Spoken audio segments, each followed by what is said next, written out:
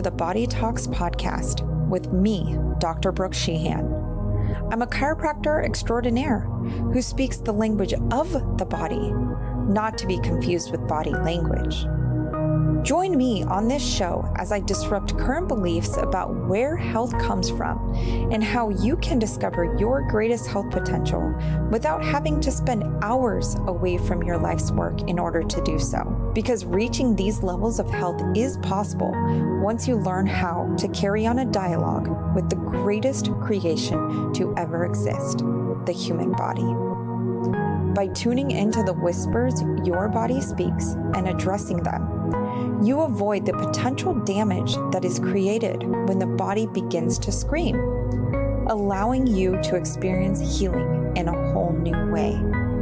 This show will guide you towards true health so you can continue. Welcome. Dr. Brook here with another episode of the Body Talks podcast. Question, are you listening? Today we are going to be talking about what your body is saying when your stomach hurts. Now, the stomach is an organ that sits on the left side of your body, right underneath your rib cage. And when we're feeling pain anywhere in our abdomen area, in our belly, a lot of times people are like, my tummy hurts, my stomach hurts. When in reality, it's their small intestine or their GI, large intestine, that's experiencing some sort of pain. But generally speaking, as a human race, a lot of us, give the stomach a lot of extra credit in saying that my stomach hurts. Well, what is really happening when that happens? Well, I do want to put a little caveat here and tell you that the stomach, or the GI, more appropriately, small intestine and large intestine, that makes up part of the GI, it's very complex. And there's a lot of reasons why there could be pain in those areas. So we're going to take some time out today, probably about 30 minutes or so, and really break down some of those symptoms that you're experiencing so you can troubleshoot some stuff at home. Now, I understand if you do have some chronic stomach pains or chronic abdomen pain and having difficulty finding solutions to that, I'm your doc. I can help you. So let's connect after listening to this podcast and really let's kind of drill down and find out what's going on. Because as medical professionals, the abdomen or the gut is actually broken up into 9 different quadrants. And so when someone comes in and they say they have gut pain or stomach pain, it's very important as practitioners that we ask where. So when they point to a certain area, it can allude us to a certain thing, whatever it may be, and help us differential diagnose what it could be and actually take out all the other things that it's not. So starting out, a lot of times people have gut pain or stomach pain based off, feelings of like, oh, it just hurts, it aches, they ate something, they did something, and it's just achy, shooty pain right in the center of their belly. Okay. That actually can be a sign that your body is not breaking down sugars, proteins, or possibly even fat correctly. Now, feelings of nausea after eating, that's definitely, shouldn't say definitely, but that is a huge probability that your body is not breaking down fats properly.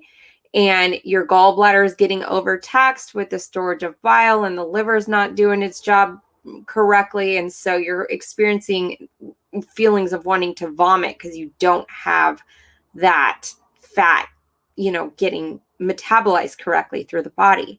So the body's trying to get rid of it in any way, shape, or form possible, right? And so, when we're experiencing symptoms like that, it's like, okay, well, how do we really drill down? How do we troubleshoot what's happening? So I made a list here of possible different things that could be happening in the gut, and we'll talk about each one briefly. So things like diverticuli or diverticulosis, which is actually pocketing, the pockets in the large intestines. The large intestines have a bunch of different folds within them, and there's pocketing on in the tubing. Well, things like seedy foods can get caught up in those pocketing and cause inflammation to the diverticuli, and that can cause stomach pains or GI pain, more appropriately said, GI pain. That can cause pain. Things like red meats or alcohols can cause inflammation to the pocketing in the GI. So those are things to be aware of. Another big thing that I treat in the office, I treat also with my remote patients, is something called SIBO, small intestinal bacteria overgrowth. So essentially, there's many different factors that can lead to a diagnosis of SIBO, and that really what that diagnosis is bacteria in your large intestine. So 95% of our good gut bacteria, we hear a lot about the microbiome these days, but the good bacteria lives in our large intestine. About 90 to 95% of that bacteria lives there. Well, if any of that bacteria translocates into your small intestine, it can wreak havoc. So your small intestine is really designed to help you actually absorb all of the nutrients and the amino acids that you're consuming or getting from food. You don't want even good bacteria. You don't want the good bacteria getting any of those nutrients. That's for you. That's for your body to build up and build new, proteins and build new cells and do all of the healing and repair and everything that is necessary to make you, right? You don't want that bacteria to be getting that. They feed off of prebiotics. They feed off different types of food, not your food. It's kind of I randomly thought about this analogy just right now, but it would be like giving a pet your lunch or your dinner. That pet has their own food, their own lunch, and their own dinner. So the same thing with the bacteria. Now, SIBO also can lead to a lot of neurological things like brain fog and fatigue and just headaches, a lot of inflammation, which leads me to gas and bloating. So gas and bloating seems to be a very common thing that people experience maybe after eating certain foods like broccoli or different, beans or lentils, kale, like so many different foods can cause gas and bloating. But what can also cause gas and bloating is an actual allergy to said foods. So maybe it's not those specific trigger foods that you're eating that's causing the gas and bloating, but maybe something else. For instance, dairy is a big trigger that can cause gas and bloating, as well as gluten. As human beings, we do not have the protein to break down gluten appropriately through the body. So gluten breaks down into two different particles. The main one that I'm going to speak about right now is gliadinin. And gliadinin, we do not have the enzyme to break down. So essentially, over time, your body becomes insensitive or like being unable to process gluten proteins correctly. And then it forms almost like an autoimmune attack, an attack against itself, because it looks at those molecules and it thinks this is a foreign substance, and it leads to leaky gut and a lot of host of other things. Major issues with thyroid. Anybody with a thyroid condition, chances are they are gluten sensitive, and it should be really, really looked up, into to see about getting gluten pulled out of the diet. These are simple things, simple changes that you can make at home without the assistance of a practitioner. Although, like I mentioned in the beginning, if there are chronic GI issues, it is important that you do work with functional medicine practitioners to truly get to the bottom of it, because sometimes, it's hard to really pinpoint, is that feeling or that symptom a result of X, or is it a result of this, right? Because there are a lot of overlap when it comes to the GI, and a lot of overlap when it comes to just, general gut health as a whole. The other thing that could be causing some sort of gut pain is parasites. I make a crazy face for those of you who are watching this and not listening, because parasites, you hear the term parasites and people just cringe in their skin, right? Cringe in their skin.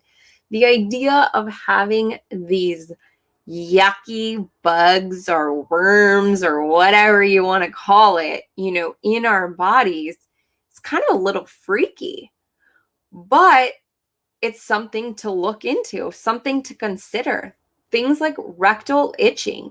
Okay, it's not glamorous, it's not pretty, but if there is some sort of rectal itching, you should really consider looking into possible parasite cleanse. Now, another caveat here, because it's hard to just give general information, especially when, everybody's unique. I practice healthcare as unique as you. So I'm going to give general guidelines here regarding parasites. Now, parasite cleanses. It's important that you do a parasite cleanse that your body can handle, that isn't too strong or too weak. Now, for instance, I'm going to give you just like a patient story. If patient A presents into my office and they show up with a parasite infection, now I'm going to give them a parasite cleanse or a parasite supplement to help clear those parasites out. Well, a lot of times we have to go high on the dose, the supplement dose, for let's say a week or two, and then we have to have the patient come off the supplement altogether. So you go from high dose to nothing in that 2-week period. And then about a week later or so, you can kind of kick back on with the supplement to help kill the eggs that might have been, laid prior to the full-grown bug, if you want to call that, was killed off. And so the things that parasites could also lead to is a lot of fatigue. So if you're having, abdomen pain, that's a given, because that's what we're talking about today. Abdomen pain, your rectum is itching, or you're having anal itching, and you're feeling very tired and fatigued, let's look into doing a parasite cleanse, or let's look at, all the other things that might be going on to rule out parasites if it isn't parasites.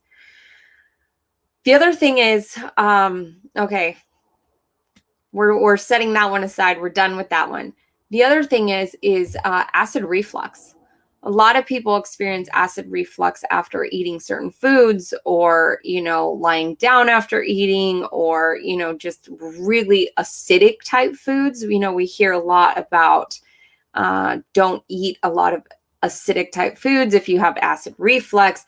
Acid reflux gone on unchecked can actually change the cells in your esophagus, which is actually called Barrett's esophagus. And that is something that is no bueno. Of course, abdomen pain or stomach pain is no bueno either, especially in a chronic state. That's why we want to really, truly listen to the body when it's whispering, when we're feeling that discomfort, because it's actually protecting us from something worse later on. So acid reflux, of course, people could take over-the-counter Tums or, some anti, acid substance and not experiencing are not experiencing the pain in the moment. But is that just a Band-Aid? Does that just cover up a potential symptom of something? See, sometimes acid reflux is not an issue of not enough, not an issue of not enough acid, but actually too much. I'm sorry, I said that backwards. It's not an issue of too much acid, where we have to take antacid over the counters, but it could be an issue of not enough acid to allow the sphincter from the esophagus to the stomach to open appropriately. So you need acid to help with that opening. And so if you don't get proper opening, it can cause that gurgling and that backflow effect where you kind of feel the burning in your throat. And that's not a great feeling. That is not a great feeling at all. So, but it's important to know that like maybe you're experiencing not enough acid. And so we need to look at those factors as well. So the other thing that can happen to the actual stomach, okay, now we're talking about the stomach, which can cause pain, but not actually in the stomach. It can cause pain all down the left side of the arm. And this can actually freak people out because it causes, not only does it cause pain down the left side of the arm, but it also causes shortness of breath, a lot of difficulty breathing. And this is actually a true stomach issue. And this is called hiatal hernia.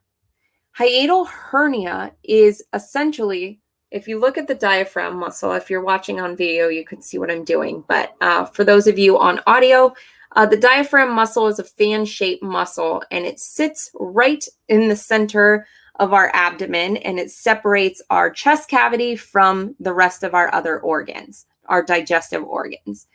Now, what happens is sometimes if you eat too fast, lie down after eating, or like lie upside down for too long, the stomach, the top of the stomach can get caught up into that diaphragm and cause a little small tear in the muscle. That is a hiatal hernia.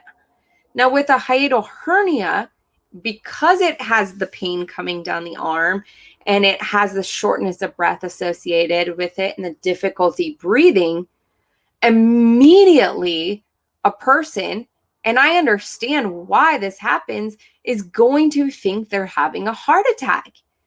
It is so scary for someone to feel that way. And I mean, lucky for them sometimes to like later find out, oh my gosh, the heart is doing well, you know, and everything's great. And a lot of times that's all they'll get if they go to the emergency room. No one is truly really looking at a hiatal hernia unless it's like 90% like causing bulging and full-on issues into that diaphragm. Then it's looked at like, oh, hey, this is your problem. This is what's causing this. But, you know, only like very small few of the actual hiatal hernias that happen to people actually require surgery. It's something that as practitioners and, you know, people at home, you can actually do this yourself to help fix the hiatal hernia. That's something that I can assist you with if it's something you suspect you have. But essentially, it's something, you know, you can help pull your stomach down, and then you can help heal the diaphragm by, you know, rubbing up your breastbone to help heal the diaphragm. But that's something that actually happens with the stomach. The other thing is constipation. Constipation, now going back into the GI, you know, the small and large intestine, constipation happens with a buildup of stool in the large intestine.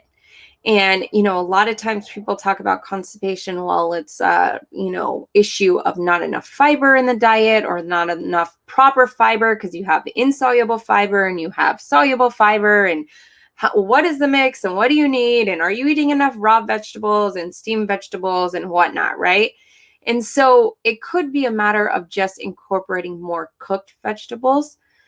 in your diet, and eliminating a lot of the refined sugars. So a lot of people don't realize a regular potato, a white potato, or French fries or something, that's a lot of refined sugars. You want to have, things like your squashes and things like sweet potatoes and things to help really create that fiber that's going to help move things through the gut.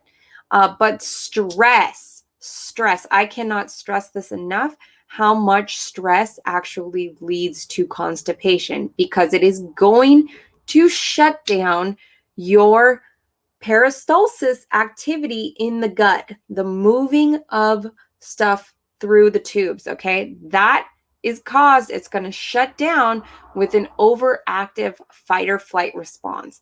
So your mind thinks it's running from a tiger, when in reality you're in your bedroom with pretty flowers to the side of you and there's no tigers to be found. Okay, you're perfectly in a safe space, yet the mind is running rampant.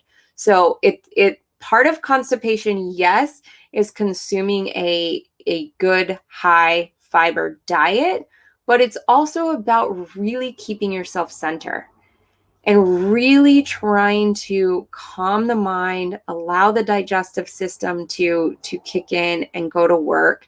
I'm going to share some tips that you can do, actually, because stress is going to have a play in all of these different conditions that I'm speaking about as it relates to your tummy. And so before I get to that, I did want to speak about the last one, which is leaky gut. Now, leaky gut is it's getting a lot of notoriety, and it's becoming more newsworthy, and it's in a lot of published journals, and people are looking at it as a real problem, not just in the functional medicine space, but more in the conventional medicine space as well, as being an issue. Because the reality is the gut is our second brain. And the brain has actually like more signals in the gut that go up to the brain than information from the brain to the gut. And that's because the brain is more, wants to know more about what's going on in the gut than it cares to give the information down. It just knows, okay, well, hey, whatever's happening down here, I need to know. And then I'll know what kind of signals to send you back. Like, hey, empty out the stools, or digest this food, or make this protein, or do this, right? Like, that's what the brain is telling the gut, but the gut is telling the brain all kinds of different things. It's actually one of the first areas of our body that gets subjected to toxins and attacks, right? Because things come into the body through the digestive tract. The mouth is the starting point of our digestive tract. And so there's so many assaults that happen to the gut. The gut is one cell layer thick. How crazy is that? One cell layer thick.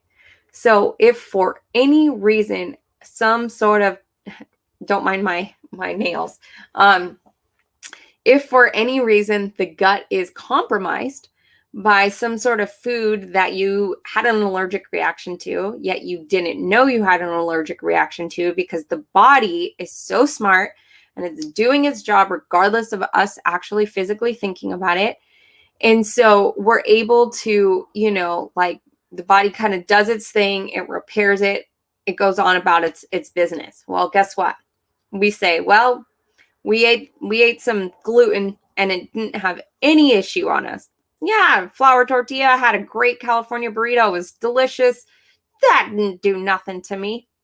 Well, your next California burrito, guess what's going to happen to that gut? It's going to open. It's going to pull open. Proteins are going to get into the blood system that shouldn't be there. Body's going to stage an attack against it. It's going to heal the gut. And then the next burrito. And it's going to have more and more difficulty every single time it gets attacked to actually close itself down appropriately. And then it stays open. And then, folks, you have what you call leaky gut. If you have leaky gut, chances are you have leaky brain. And that causes brain inflammation because you're allowing toxins that shouldn't be in the brain to get into the brain and cause all kinds of havoc, to cause all kinds of issues. And then you're left wondering, well, why am I experiencing all of these symptoms? Why do I feel like this when, I ate burritos for 20 years of my life and I never had any issue with them? Well, that's because your body stopped being able to adapt to all of the triggers coming at it. It's not just food, it's environmental triggers, it's all sorts of stress. We are exposed to stress and exposed to chemicals and toxins and thoughts and traumas and all kinds of things in our lives. And it's important that we really safeguard our internal being. Now, we can't protect ourselves from every single, assault out there. We're not living in plastic bubbles. That's not at all what I'm saying. What I'm saying is we can do our part at home to take care of ourselves the best way possible so that when our body is experiencing attacks, it's able to handle those attacks and those assaults in the best way possible without having to set aside other resources to have those attacks staged against or whatever. So that's leaky gut essentially, is the body attacking itself. And it's very important to make sure leaky gut is not left open or left dealt with for too long, as with all of these gut things that I mentioned. And so one of the things that I do want to kind of tactically give you that you can do at home is this idea of vagal nerve priming or vagal nerve exercises. Now, the vagus nerve comes out of the brain at the brain stem on both sides, left and right, and it has projections all into the throat, the thyroid, the lungs, the heart, all into the stomach, the small intestine, the large intestine. It is responsible for so much stuff. And that is the communication highway that I spoke about a little bit earlier, where the brain actually is more, wants to know more about what's happening in the gut than it cares to actually, have the gut know what's going on in the brain. And so through the vagus nerve, we're able to have all of these different things happen, and we're able to actually, heal our gut naturally, doing these vagal exercises. Now, there's 3 different ways that I personally know of that help with vagal nerve priming or toning of the vagal nerve, not priming. We don't want to cut the nerve away. Priming is a different word. So vagal nerve toning, actually toning of that nerve, is to one, you can sing loudly, boisterously, like from your vocal cords. Vagus nerve has projections into the vocal cords. The other thing that you can do is gargle, gargle water, when you're brushing your teeth and something, or just taking a drink of water, right? Gargling, like a really rapid gargle for probably about 15 to 20 seconds. If you can't do that, you just kind of have to work your way up to it. And then, the other one is actually the gag reflex. And I know that one doesn't sound so pretty, but I know there's been times when I'm brushing my tongue, like after brushing my teeth in the morning, and I'll brush my tongue. And sometimes if I brush too far back, it initiates that gag reflex. And so part of that gag reflex is actually stimulating that vagus nerve. Well, just doing some vagal nerve toning in the everyday, it doesn't have to be a whole lot. Just like I said, either when you're brushing your teeth, taking a drink of water, or maybe you're singing your favorite song in the shower, that can really help strengthen that vagal nerve or that vagus nerve and help with a lot of the GI issues that you're experiencing.